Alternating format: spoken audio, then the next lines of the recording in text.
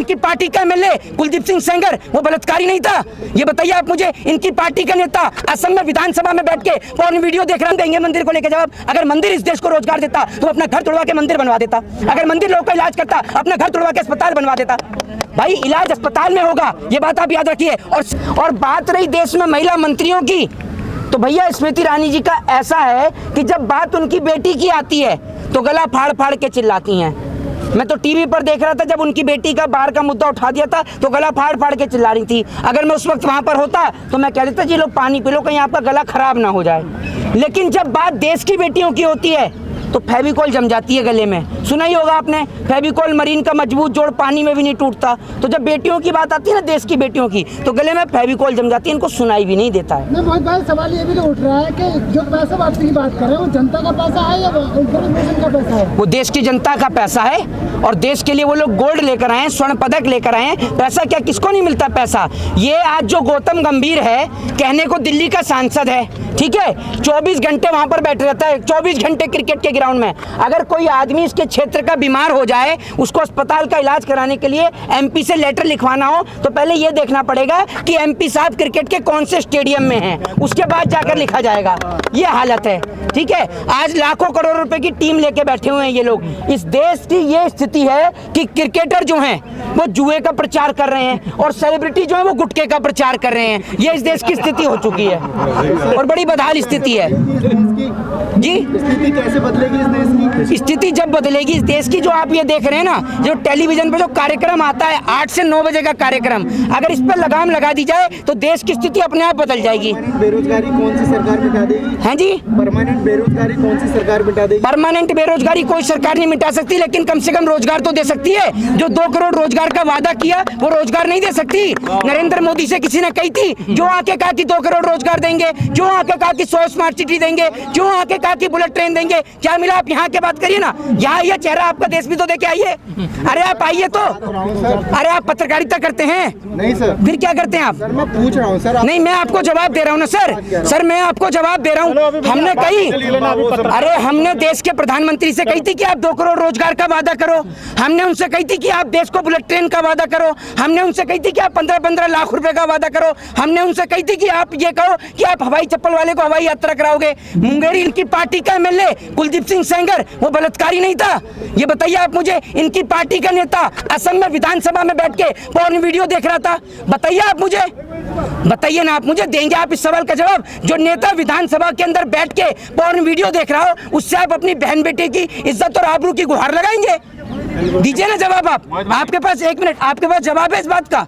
पूछिए आप, next question पूछिए ना सर। अरे सर आप 1 नहीं 1000 पूछिए सर। मैं आपके सवाल का जवाब ही तो नहीं दे पाऊंगा, इससे ज्यादा तो कुछ नहीं होगा। मैं कोई भगवान तो हूँ नहीं कि मेरे पास सभी सवाल का जवाब होगा। अगर मैं नहीं दे पाऊंगा तो आपसे पूछूंगा ना सर। क्या रोजगार मिलेगा? हाँ जी, मैं 5वीं पास हूँ, मेरे को क्या रोजगार मिलेगा? क्या नौकरी मिलेगी? प्रधानमंत्री मिलेगी? एक बात आप मुझे बताइए, जब आपको पता है कि राइट टू एजुकेशन आपका फंडामेंटल राइट है, तो आपने शिक्षा क्यों नहीं ली? देखिए मैं आपको बता दूं, ये वही देश के प्रधानमंत्री जी हैं जो नोटबंदी के टाइम पर नोटबंदी की अच्छाइयां बता रहे थे। कोई सरकार से पूछे कि सरकार के पास में कौन सा ऑफिशियली डाटा है कि नोटबंदी के बाद देश में कितना काला धन आया? जरा इस सवाल का जवाब दे देश की सरकार। नोटबंदी के बाद और देश में कोविड महामारी के बाद कितने लोगों ने अपना रोजगार खो दिया? अभी एक भाई पूछ रहा कि कौन सी सरकार रोजगार दे देगी? जब देश में सरकारी संस्थान नहीं बचेंगे, जब देश में रेलवे नहीं बचेगा तो रेल मंत्री का क्या काम? जब इस देश में एयर इंडिया नहीं बचेगा तो ज्योतिरादित्य सिंधिया का क्या काम? जिस व्यक्ति ने कभी क्रिकेट नहीं खेला तो बीसीसीआई में मेंबर किस कीमत पे बन के बैठा है? जरा ये बताइए। जिसने कभी कुश्ती नहीं लड़ी तो WFI का सदस्य बन के कैसे बैठा है? सवाल का जवाब दीजिए ना। क्या इस देश के अंदर सारी फैसिलिटी, सारी सुविधाएं नेता और नेताओं के बच्चों के लिए? कोई एक सिंगल नेता की बात बताए मुझे जिसका बेटा सुबह उठ के आरएसएस में लाठी और डंडा उठाता हो। एक बच्चे की बात बताइए जो बजरंग दल के अंदर हो। सबके बच्चे विदेशों में पढ़ रहे हैं। ये भाई कह रहे हैं ना कि हम तो 5वीं पढ़ के रह गए। क्यों नहीं पढ़े आप? क्यों नहीं पढ़े? इस देश के अंदर कॉन्स्टिट्यूशन ने राइट दिया है, राइट टू स्पीच का, राइट टू फ्रीडम का, राइट टू एजुकेशन का। आप फंडामेंटल राइट का यूज करिए अपने। क्यों नहीं लेते आप एजुकेशन? आज आप एजुकेशन नहीं लेते, इसीलिए तो आपको मंदिर और मस्जिद के नाम पर उछाल दिया जाता है। कोई हमसे क्यों नहीं कहता मंदिर के नाम पर? हमसे पूछो कोई मंदिर को लेकर जवाब, हम देंगे मंदिर को लेकर जवाब। अगर मंदिर इस देश को रोजगार देता तो वो अपना घर तोड़वा के मंदिर बनवा देता। अगर मंदिर लोगों का इलाज करता, अपना घर तोड़वा के अस्पताल बनवा देता। भाई इलाज अस्पताल में होगा, ये बात आप याद रखिए। और शिक्षा जो है वो आपको स्कूल और कॉलेजेस में ही मिलेगी, मंदिर से कुछ नहीं होगा।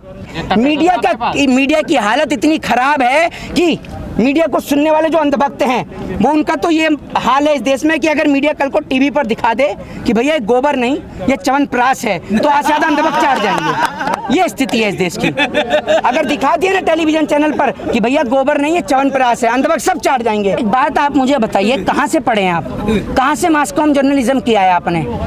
ये जितनी भी यूनिवर्सिटी आज के टाइम में मास कॉम जर्नलिज्म करा रही है ज्यादातर, ये सब गोदी मीडिया ही पैदा कर रही है क्या है? कोई रवीश कुमार क्यों नहीं पैदा कर रहा? पुण्य प्रसून वाजपेयी, अभिचार शर्मा, अजीत अंजुम जैसे रिपोर्टर्स क्यों नहीं हो रहे हैं इस देश के अंदर?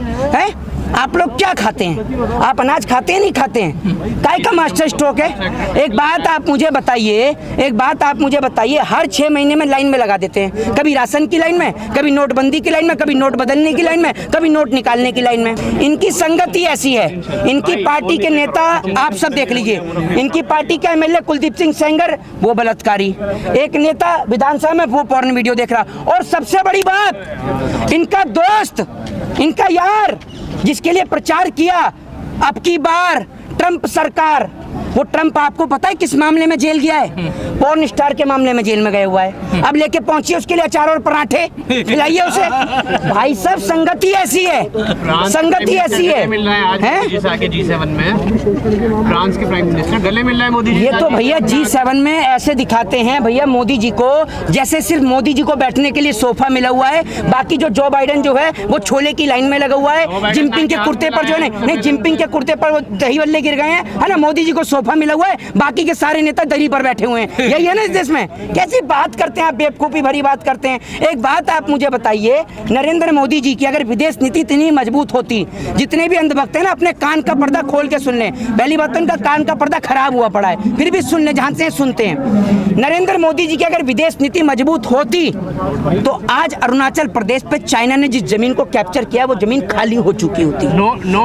अरे सुन लीजिए, नरेंद्र मोदी जी की अगर विदेश नीति मजबूत होती तो सरहद पर एक सिंगल जवान भी शहीद नहीं होता। ये बात आप याद रख लीजिए। और सुन लीजिए, विदेश नीति को मजबूत करने की जरूरत नहीं है। अगर आपको जवानों की शहादत को रुकवाना है तो विदेश नीति मजबूत मत करो। अगले दिन नेक्स्ट डे सेम डे अगर एक जवान भी शहीद हो जाए तो आप मेरा सर होगा और आपका जूता होगा। सिर्फ 10 दिन के लिए नेताओं के बच्चों को बॉर्डर पे खड़ा कर दीजिए। एक तरफ नेताओं के बच्चे इधर से इंडिया वाले और उधर से पाकिस्तान वाले बॉर्डर पे खड़े कर दिया जाए। अगर एक तरफ से भी गोली चल जाए तो भाई साहब मेरा सर होगा और आप सबका जूता होगा। एक सिंगल गोली नहीं चल सकती, क्योंकि पता है ना नेताजी के बच्चे खड़े हुए हैं, कहां से गोली चल जाएगी। असल में इस देश को डराया जाता है पाकिस्तान के नाम पर, और पाकिस्तान को डराया जाता है इंडिया के नाम पर। जबकि इंडिया वाला यहाँ आकर, इंडिया वाला वहां जाके बिरयानी खा रहा है और पाकिस्तान वाला यहाँ आके खा रहा है, दोनों खा रहे हैं। इस बार मोदी जी टीवी पे नहीं आए हैं? इस बार मोदी जी टीवी पे नहीं आए जितने आप लोग बिजी होंगे ना कहीं कार्यक्रम में। अच्छा। आप लोग दिखाते तो आप लोग मोदी जी को ही दिखाते हैं 24 घंटे। अब आप एक समय में एक ही तो आदमी को दिखाएंगे, या तो यूपी वाले बाबा को दिखा लेंगे या मोदी जी को दिखा लेंगे, एक ही को तो दिखाएंगे। मोदी जी टीवी पर नहीं आए। अभी मोदी जी वो चीते लेकर आए थे, देखा नहीं भाई साहब? जब चीते लेकर आए मैं तो देख के हैरान हो गया। मोदी जी लेके आए अफ्रीका से चीते। चीते खाना नहीं खा रहे हैं, चीतों ने आज खाना खा लिया। चीते आज यहाँ घूम रहे हैं। पता चला चीते इसलिए खाना नहीं खा रहे क्योंकि अफ्रीका से आए हैं। भैया चीते हो गया क्या हो गया? देश की जनता को खाने को रोटी नहीं है, उस पर चर्चा नहीं है। मैं आपको बता दूं, ये इंटरनेशनल इतने बड़े वाले फकीर हैं, जिस आदमी के हाथ में पैसा लग गया ऐसे खर्च कर रहे हैं। 10 लाख का सूट जीवन में नहीं पहना होगा उन्होंने, आज 10 लाख का सूट पहन रहे हैं। एक महात्मा गांधी थे जिन्होंने वस्त्रों का त्याग कर देश को कपड़ा पहनाया सूत काट कर। ये आज के टाइम के इंटरनेशनल फकीर हैं जो जनता को नंगा कर कर और खुद 10 लाख का सूट पहन रहे हैं। और आज मैं आपको लिख के दे रहा हूं, नरेंद्र मोदी जी ने जो एक बात कही थी कि भैया, नरेंद्र मोदी जी ने जो एक स्टेटमेंट दिया था कि मैंने भीख मांग के खाए, 35 साल मैंने भीख मांग के खाई है, वही हाल इस देश की जनता का भी करेंगे। जब तक उसके हाथ में कटोरा नहीं थमा देंगे तब तक ये प्रोसीजर नहीं रुकेगा। देश की जनता को समझना चाहिए और देश की जनता को एजुकेशन, हेल्थ, डेवलपमेंट के नाम पर वोट देना चाहिए, ना कि मंदिर, मस्जिद, चर्च और गुरुद्वारे के नाम पर। जय हिंद, जय भारत, वंदे मातरम।